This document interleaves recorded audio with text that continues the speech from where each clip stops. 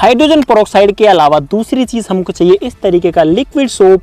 इसकी जगह भाई साहब शैम्पू का यूज भी किया जा सकता है और इसको मैं पेरोक्साइड में डाल रहा हूँ। इसमें डाल रहा हूँ थोड़ा सा फूड कलर ताकि बढ़िया सा कलर भी आ जाए इसमें। ऑलराइट, और इसको भी कर लेते हैं भाई साहब बढ़िया से मिक्स।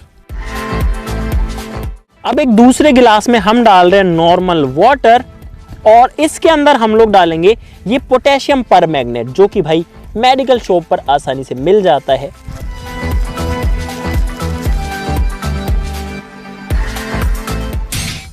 तो भाई अब मैं इस हाइड्रोजन पेरोक्साइड और साबुन और फूड कलर के मिक्सचर में ये पोटेशियम परमैंगनेट डालने वाला हूं पानी में मिला हुआ, और आप देखना क्या कमाल होता है। तो इन 3, 2, 1 वो